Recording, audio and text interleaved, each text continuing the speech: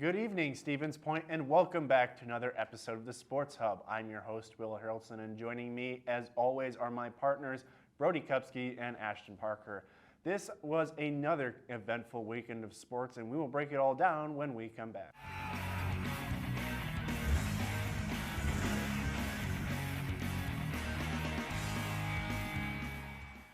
First, we're going to start with your Pointers Sports Recap. This season continues to be a frustrating one for the UWSP football team as they were shut out this past Saturday by the UW Stout Blue Devils 55-0 in this year's Spud Bowl. After a solid first quarter where the Pointers defense played exceptionally well, the explosive offense was just too much for the Pointers to handle, giving up 594 total yards of offense to the Blue Devils. The Blue Devils did most of their damage in the ground game, rushing for 412 yards and 5 touchdowns. One of those touchdowns being an 87-yard touchdown run in the third quarter on 3rd down and 13 by the backup quarterback Mitch Wetker. So Ashton, you and I called the game, and early in the game against the Stout, the defense was playing relatively well and the offense was playing okay to some extent. But what happened to result in that 55-0 loss? Because they were playing well. I think what happened was the clock hit 0 at the end of the first quarter, and the coach told the offense for UW Stout, if you don't wake up soon, bad things are gonna happen. Obviously that's not what happened, but I think legitimately what happened was at the end of the as you said, they played well in the first quarter. However, I feel like as soon as they took that break after the first quarter was over to switch sides, there was just like, I don't know if Point lost all the momentum due to that time break, but like just something happened, and I don't know what it was. Maybe it was just the talent of the UW Stout offense just caught up to Point, because like they were playing well, but we all had this like lingering feeling that it wasn't going to stick, and that sort of feeling happened during the second quarter when the ground game sort of picked up. And that was the big thing, was in the first quarter, the ground game for Stout was not good. They got like maybe 30 yards of total offense on the ground. It was not good. But when the second quarter hit, the ground game just absolutely lit it up. Credit to a lot of the UW Stout offensive line and the UW Stout running backs, because they were able to create holes, find holes, and get huge yardages consistently. So I think that was the biggest thing. Yeah, 3 different running backs scoring for UW Stout, but their leading rusher was their backup quarterback with, I think, 113 yards rushing. A lot of that obviously came on that 87-yard touchdown run. But, Ashton talked about it briefly. The defense played well. They gave up 24 points in the first half, and then they gave up 31 in the second half.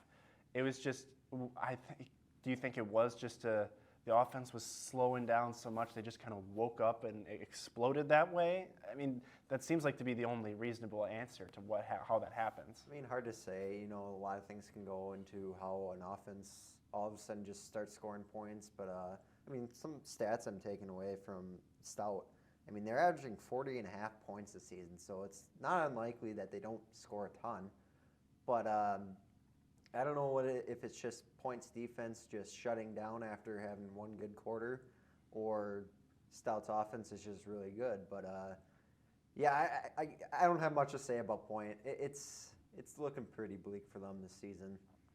And they have a hard upcoming matchup this weekend again, and it's not going to get any easier the rest of the way, as they play a lot of their hard opponents away. So they're heading to La Crosse, they head to Whitewater, they have Oshkosh at home. That's going to be the last broadcast that you'll see us do here, but things are pretty shaky right now for Stevens Point. But if we look forward to their next chance that they have, because they'll be heading up to Eau Claire to take on the Blue Golds, and maybe that's we were talking about their best chance to win was against Platteville.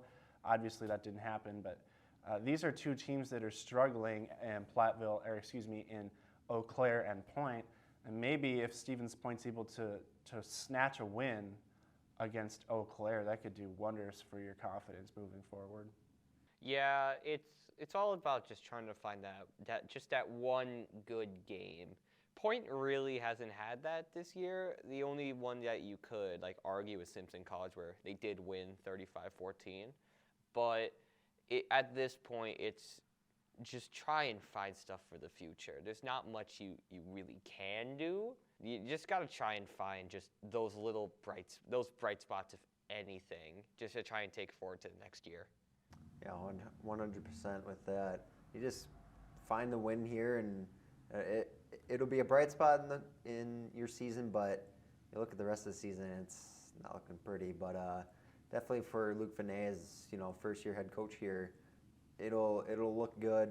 But at the same time, don't look at the rest of the season. Right. I think there's a lot you can take away from this season. There's some positive, like you said, the one win. And they started the season out relatively well. 3 games where they were competitive the whole way, but really once it got to WIAC play, things kind of started to get unhinged here. But they've got plenty of games, a few games to go the rest of the year, and hopefully they can turn things around. I think Coach Luc Vinet is a right fit for this squad. He's a great coach, and I'm sure he'll turn things around here. Just may be a little rough year for Stevens Point football. The Pointers volleyball team picked up a massive win last Friday when they took down the 13th ranked UW Eau Claire Blue Golds 3-1 and gave them their first loss in the WIAC conference play. After the massive upset for the Pointers, they would head down to Madison for the Edgewood Try, where they would split the weekend games, picking up a win against Aurora University before they fell to the host, Edgewood College. So Ashton, you were at the game, albeit you were part of the pep band, so you were supporting your team, but what did you see on Friday that maybe makes this team stand out most to you? Oh, if I could be a bit more positive.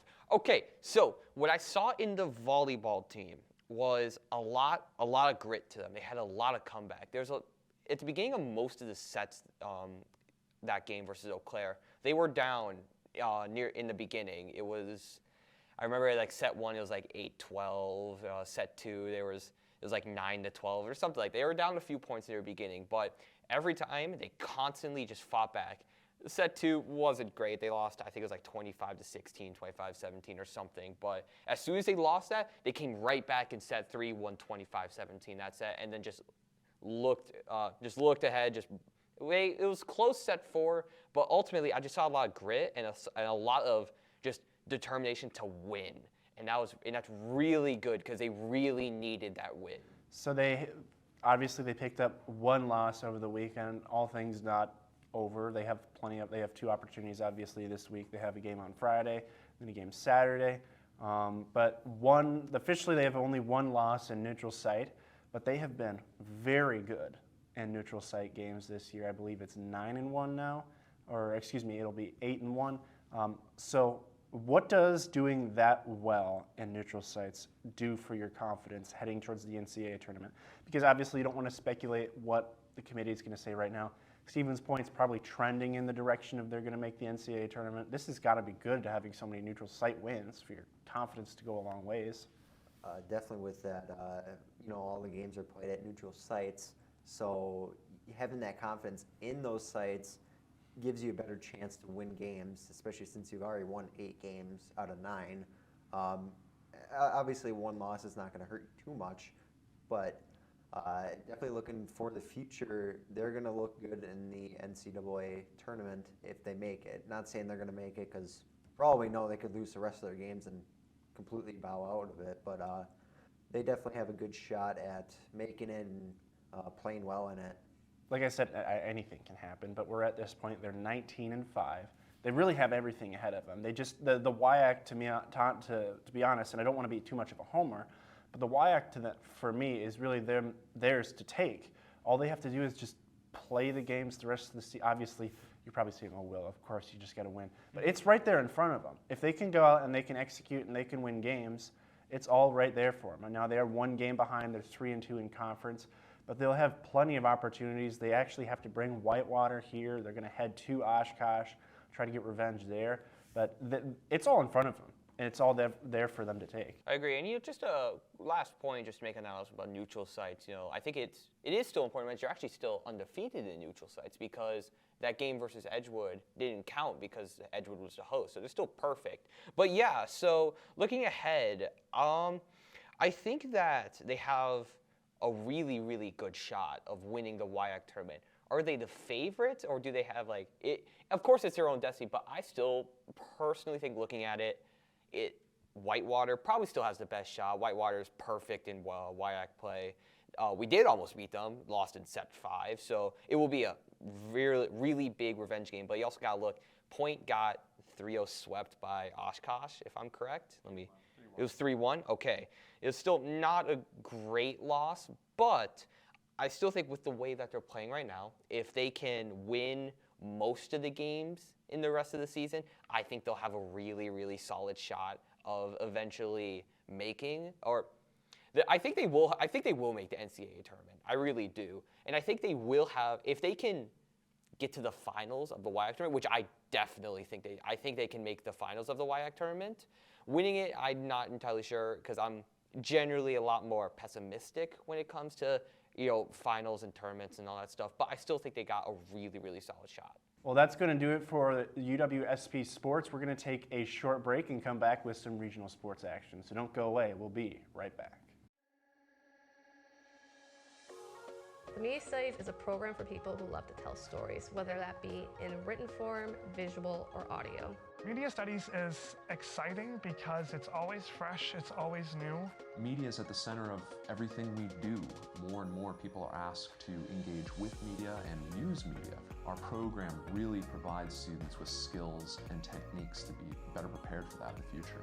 We offer courses in media production, both video and audio, nonfiction and fiction, music production, journalism, film studies. Media Studies is a great way to get hands-on experience in the field that you're looking to do. They teach you the basic concept behind everything, and then they tell you to go do it. We really pride ourselves on thinking of a wide set of opportunities that we can give our students. The student organizations are a great asset. We have SPTV, the student television organization, 90 FM, the radio, and The Pointer, our student-run newspaper. It's a great way for students to get involved, learn skills that they need for class, and meet new people. Some great facilities where our students can hone their skills. There's a giant studio in the center of the comm building. I've had quite a few classes in there. A lot of our classes are very hands-on, they're very interpersonal. You're getting the skills that will allow you to create your future, and I think that's what makes it a truly amazing experience for students. There's an incredible range of options for graduates. We've had students go out and become independent contractors, work for radio stations, newspapers, with TV stations. Everyone is different, and they have their own unique style. In all the classes and all the student organizations you get involved in, you have a lot of flexibility to really create your own work and do it in a way that means something to you. We're excited to see what students are making and what they want to make, and how we can help students get from where they are to where they want to be. I'm in a video production class that's teaching me how to film documentaries. I'm also in a screenwriting class, and I get to learn how to write movies. So I'm doing all these different cool things, and I love it every day.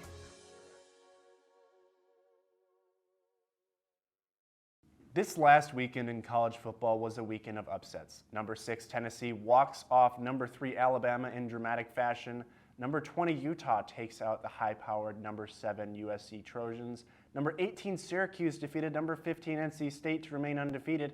And finally, number 13 TCU took out the 8th-ranked Oklahoma State Cowboys to become the only undefeated team left in the Big 12. So guys, of those games that I listed, which one was the most surprising one out of all of those? Or is there a different one that you guys think that was most surprising, other than the ones that I listed? I mean, come on, Tennessee, Alabama. Of course it is. Every time Alabama loses, everyone else wins. It's just a standard saying. Everyone is so sick and tired of Alabama being good.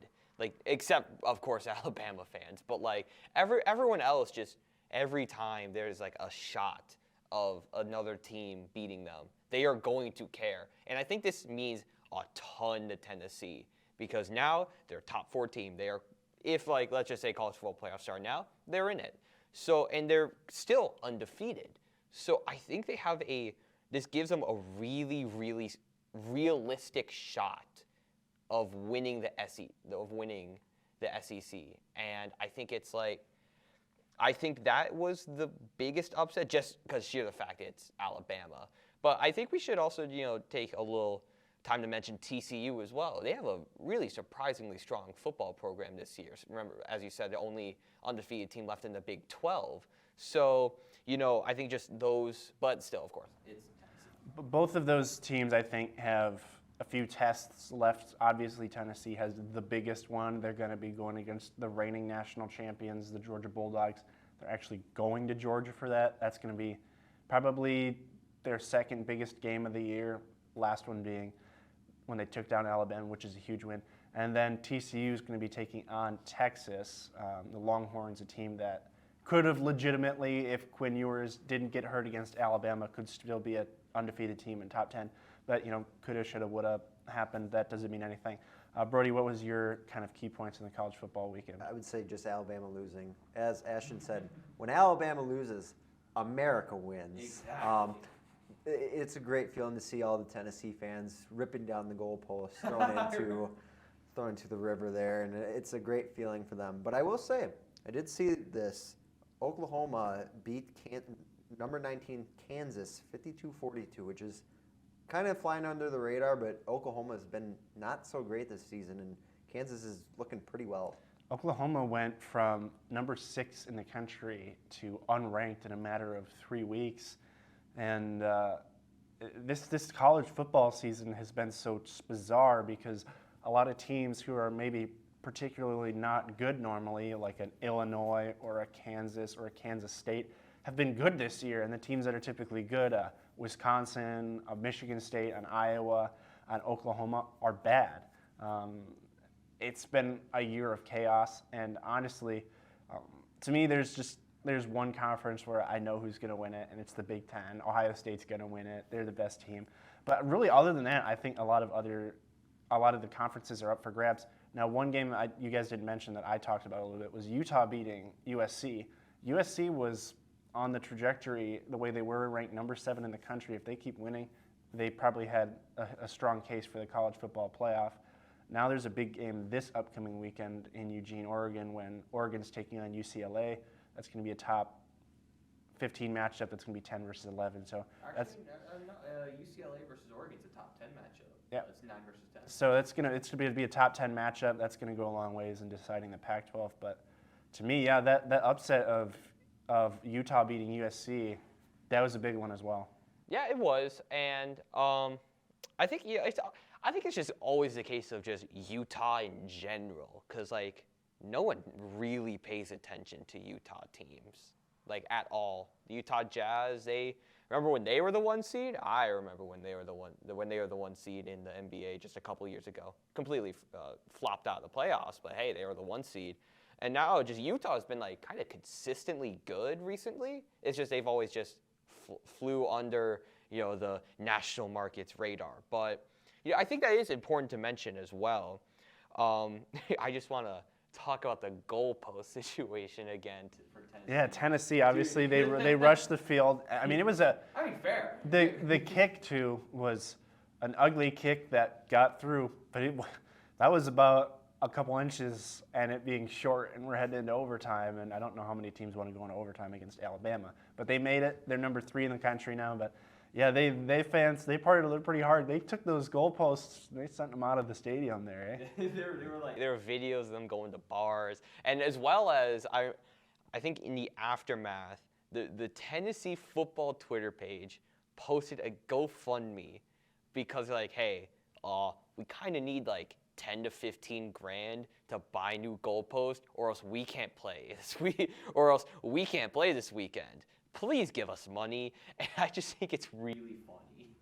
Yeah, it was a great weekend of college football. A lot of chaos. And it's potentially going to go a long way in deciding who's going to make the Final Four here in college football. Well, it was a defensive weekend in the NFL, as the most points scored this weekend was 38 points. That was by the New England Patriots.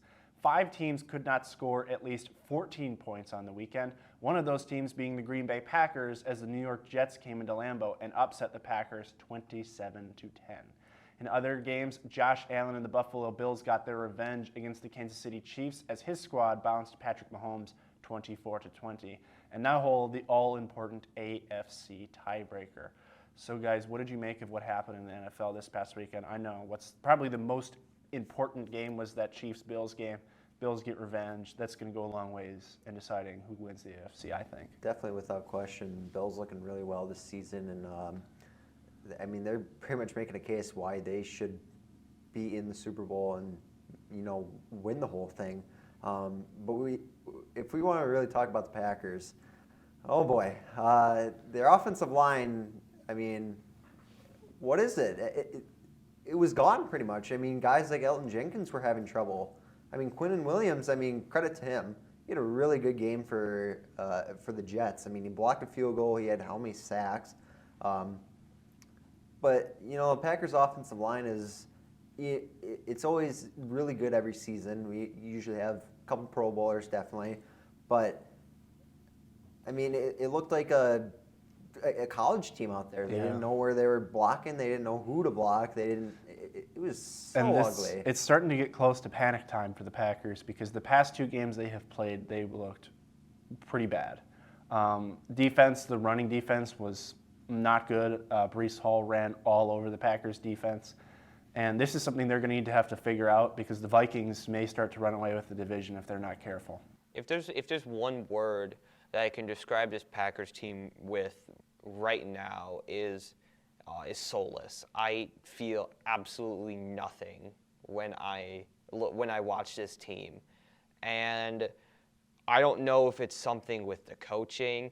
Maybe I think LaFleur might need to take back offensive reins from Rodgers. I think Rodgers has been calling the offensive plays this year. He needs to stop doing that. I think he needs to give it back to Coach Matt LaFleur. And just something needs to be done. You're 3-3. There still is 11 games. There's a lot of games left. However, as you said, it's getting really, really close to panic time. If they lose this week, who are they playing this week? Washington. If they lose to Washington, panic button is going to be hit. If they lose to Washington, 100%. You know, one thing besides the Packers, I think the Jets, that AFC East division is pretty strong. Obviously, the Dolphins, they started out really hot. They're really banged up now. Tua didn't play. Their third-string backup quarterback was out of the game. But the Patriots, they're good. And obviously the Jets, they came in and they looked really good too. So that's going to be a really strong division. But the Bills, obviously, they're going to be the favorite to win that. Bills Mafia. The Packers will actually play the Bills later this year, and the way that things are going, that's not trending going to be a good way for the Packers. Oh, boy. Let's talk about what you saw from Buffalo this weekend. Their offense, a little slow, but eventually Josh Allen picked it up. And Patrick Mahomes, I will say, made some un-Patrick Mahomes-like plays in that game. He's been doing that a lot recently. Like, there's been like just a couple of times a year, but I feel like it's becoming more and more common that Patrick Mahomes is starting to, maybe it's feeding his own ego a little bit, but like he's starting to make some uncharacteristically bad plays. And the Chiefs are still 4-2. They're fine. They're playing in AFC West, which is bad. So they're fine. But I think this is going to become, again, let's bring out that panic button again. If Patrick Mahomes keeps playing like this, where he's inconsistent, I think is the best word for it. When it hits playoff time, then you're going to have to start pressing the panic button. I think one thing that stuck out to me is he threw an interception that was really bad yesterday too, and that's not something you see Patrick Mahomes do a lot. Definitely, without question. I mean, Patrick, looking at some stats here, Mahomes went 25 for 40 with 338 yards, 2 touchdowns, and 2 interceptions. I mean, granted, it's still a solid game, but 2 interceptions for a guy like Mahomes, it's not a good look for him now. Josh Allen, on the other hand, 27 for 40, 329 yards, and 3 touchdowns, and a pretty sick run. I mean, he hurdled a guy. Yeah, that was impressive. For a guy like him, granted, he's an athlete, without question. Hurdling a guy is tough to do, especially at a quarterback position where you're not expected to run. Obviously, if you got to escape pressure, yes, but you're just expected just to hand the ball off and pass and just lead your offense. I think all three. This might be safe to say all three of us believe the AFC runs through Buffalo. Yes. Yes. 100%.